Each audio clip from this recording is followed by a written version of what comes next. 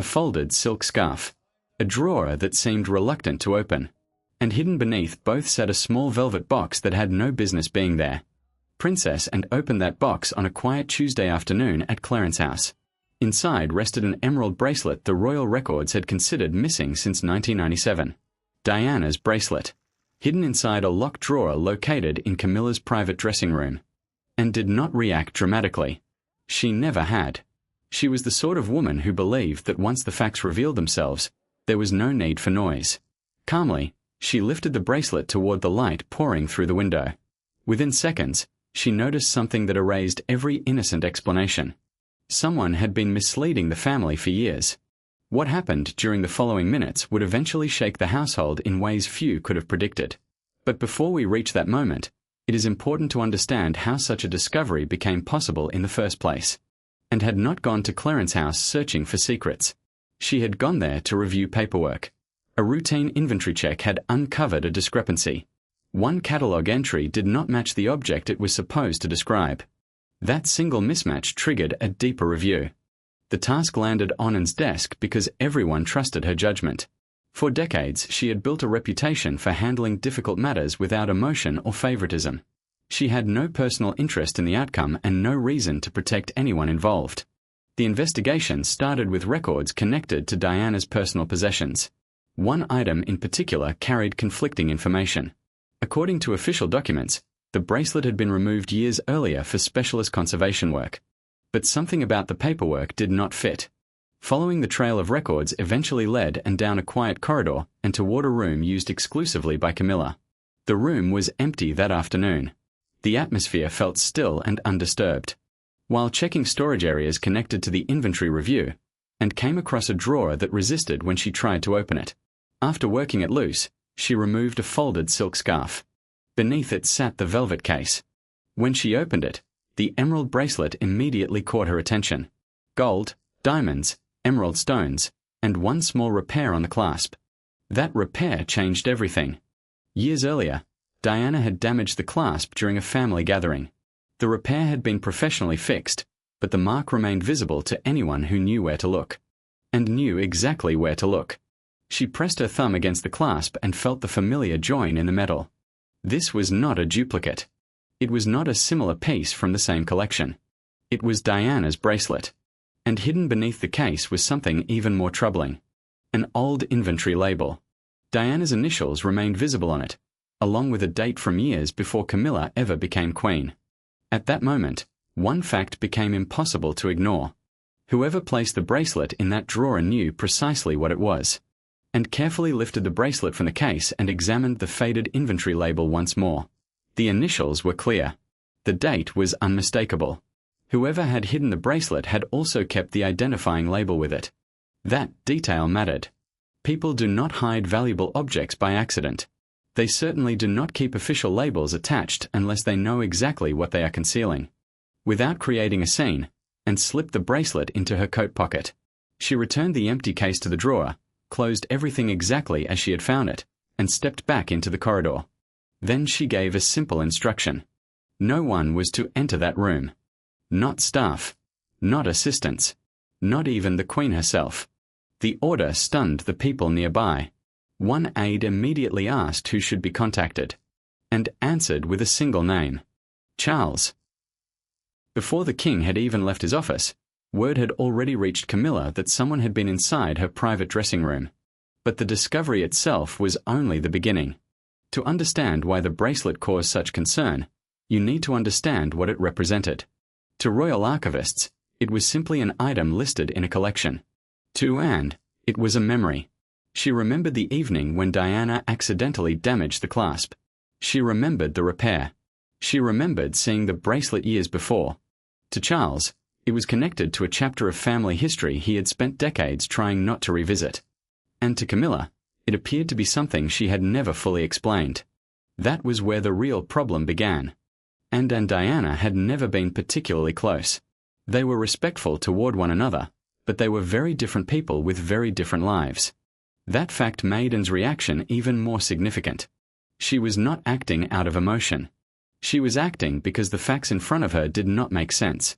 The bracelet carried Diana's identification label. The The records claimed it had been removed for conservation work. Yet it had somehow ended up hidden inside a private drawer. Those three facts could not all be true at the same time. When Charles arrived, and showed him the bracelet immediately, he took it into his hands and examined it carefully beneath the light. Like Anne, he located the repaired clasp almost instantly. His expression changed. For several long moments, he said nothing. That silence spoke louder than any explanation could have. A denial would have meant uncertainty. Confusion would have suggested surprise.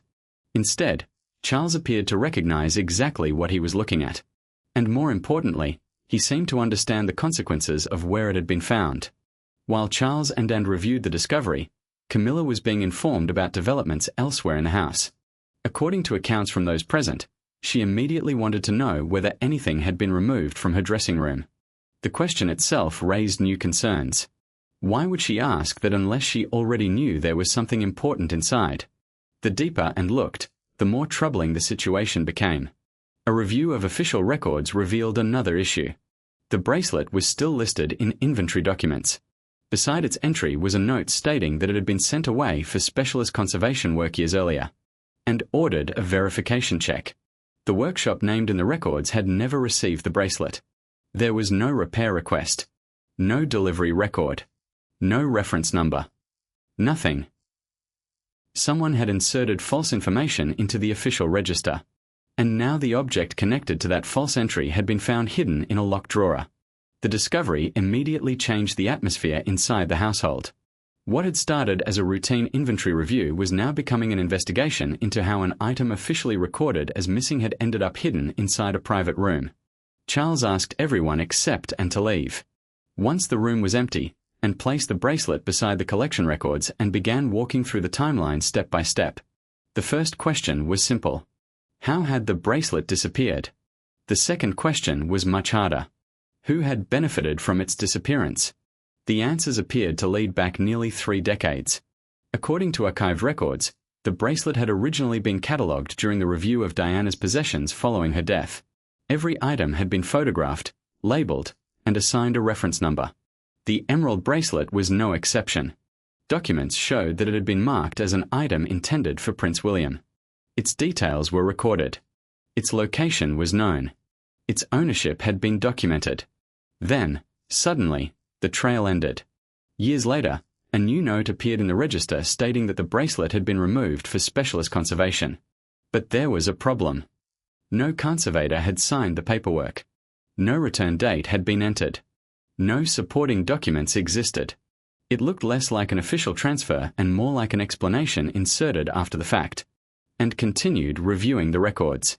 Eventually, she discovered something else. The handwriting attached to the amended entry belonged to a former household aide. Years after making that entry, the same individual had moved into a role connected to Camilla's private office. That connection immediately raised new concerns, and placed the original inventory photograph beside the bracelet. The evidence was impossible to ignore. The repaired clasp matched perfectly. The arrangement of the stones matched perfectly. Even the smallest identifying details were identical. This was unquestionably the same bracelet. The conclusion was becoming difficult to avoid. Someone had altered official records. Someone had removed the bracelet from its documented location. And someone had ensured it remained hidden for years. When Anne presented her findings, Charles remained unusually quiet. He studied the paperwork for several moments before setting it aside. The silence in the room grew heavier. Neither of them could dismiss what was sitting in front of them. The evidence pointed toward deliberate concealment rather than administrative error. An aide entered briefly to report that Camilla wished to access her dressing room, and refused. The room would remain sealed until every relevant document had been examined. At this stage, the bracelet itself was no longer the only issue. The larger concern was understanding how an object connected to Diana's estate had vanished from official oversight for nearly 3 decades. Every answer seemed to generate another question. Every document uncovered another inconsistency. And with each discovery, the possibility of a simple misunderstanding became harder to believe. By the end of the afternoon, Anne had reached one conclusion. The bracelet had not been forgotten. It had been deliberately moved. The only remaining question was why. As the review continued, and focused on reconstructing the bracelet's journey through the years. What emerged was a picture that made the situation far more serious than anyone had first imagined. The bracelet had not slowly disappeared through negligence. It had vanished on a specific occasion. A specific day. In a specific room. Records showed that after Diana's passing, a detailed inventory process had been carried out. Every personal possession was photographed, labeled, and assigned a destination. The Emerald Bracelet had been documented during that review. Its identification label included Prince William's name. Its future ownership had already been established. For a period of time, everything appeared normal. Then the paperwork changed. A transfer entry appeared in the records, moving the bracelet away from its original category. The explanation stated that the item required specialist conservation work. Yet every attempt to verify that explanation failed. No conservation department had any record of receiving it. No technician had signed for it. No restoration report existed. The official explanation simply did not match reality, and followed the paper trail deeper. The more documents she examined, the more inconsistencies appeared. Several records had been amended years after their original creation. Certain dates no longer aligned. References that should have connected together suddenly ended without explanation. It was as if somebody had carefully redirected the trail just enough to prevent anyone from asking further questions. Eventually, and found herself staring at a collection photograph taken years earlier. The bracelet sat clearly visible inside its original velvet case. Attached to the case was a label identifying it as part of William's inheritance. That photograph changed everything. The item had not been unclaimed. It had not been abandoned. And it certainly had not been forgotten.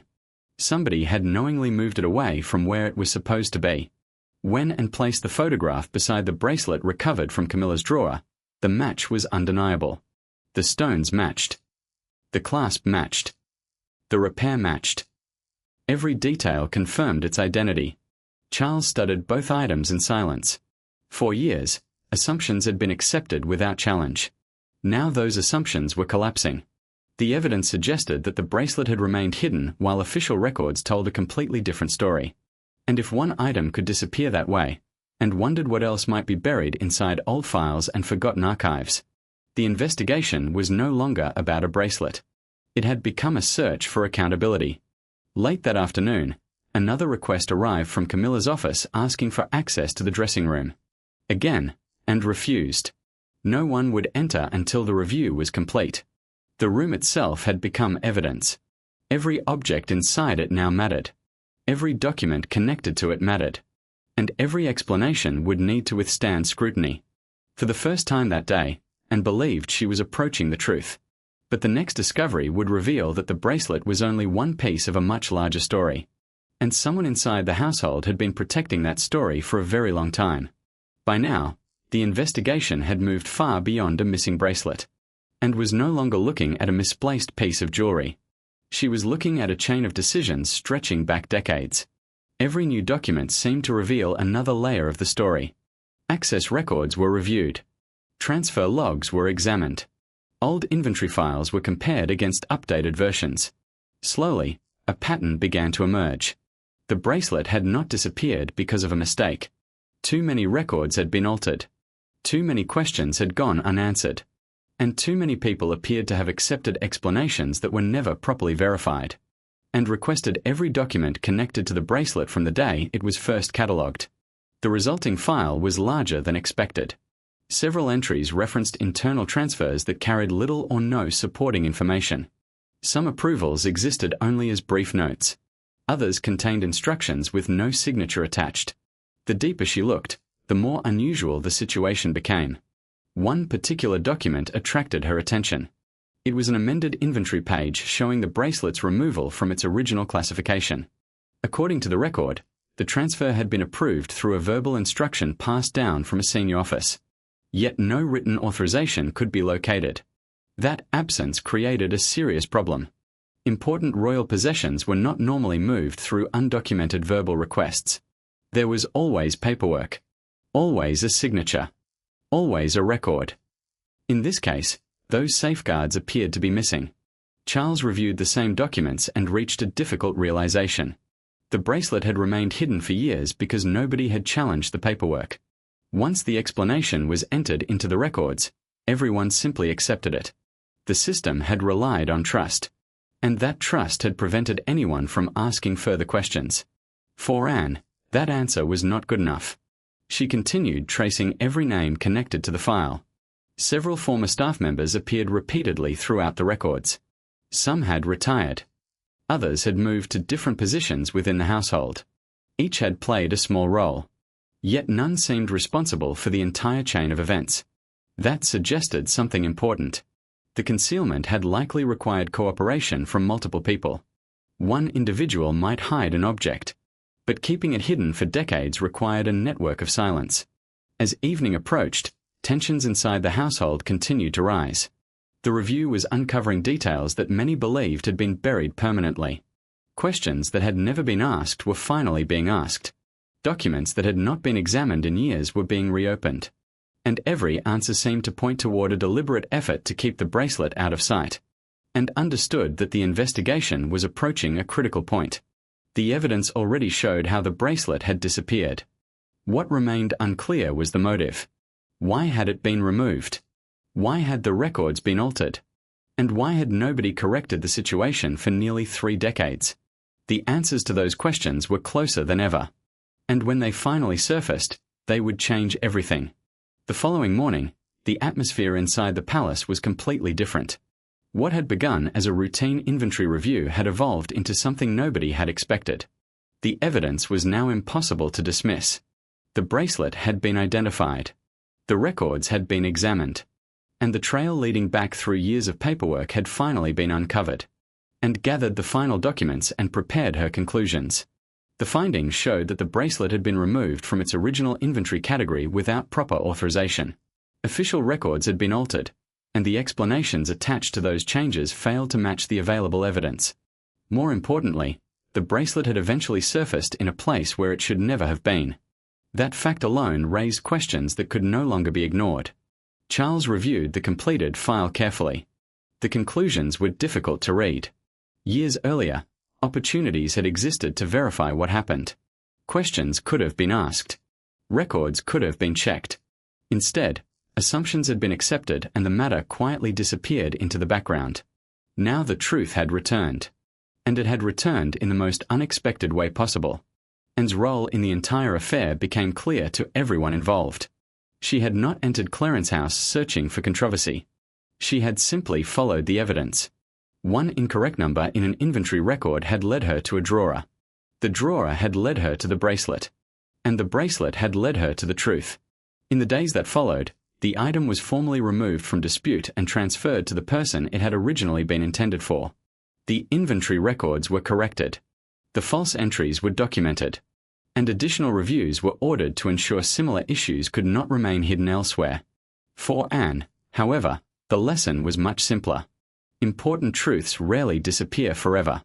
Sometimes they remain buried behind paperwork. Sometimes they sit unnoticed inside locked rooms. And sometimes they wait quietly for the one person willing to look closely enough. The emerald bracelet had remained hidden for years. A scarf had covered it. A drawer had concealed it. Records had redirected attention away from it. Yet none of those things lasted. One ordinary afternoon changed everything. A drawer was opened. A forgotten item was recognized. And decades of unanswered questions finally found their way into the light. That is why this story was never really about jewelry. It was about memory. It was about responsibility. And it was about what happens when the truth survives long enough for someone determined to find it. In the end, the bracelet reached the place where it had always been meant to go. The records were corrected. The mystery was resolved. And the discovery that started with a single inventory discrepancy became one of the most talked about revelations inside the royal household. The drawer was empty. The bracelet was no longer missing. And a story hidden for decades had finally come to an end.